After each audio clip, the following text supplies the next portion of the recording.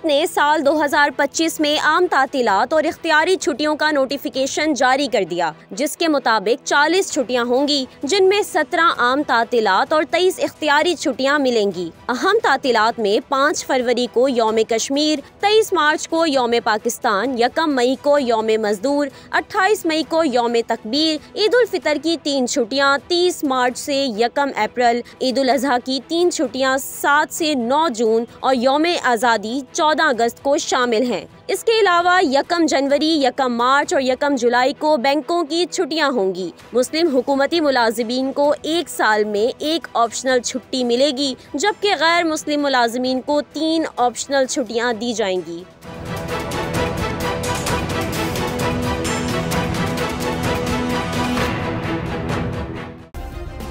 Subscribe करें और bell दबाएं ताकि कोई खबर रह न जाए।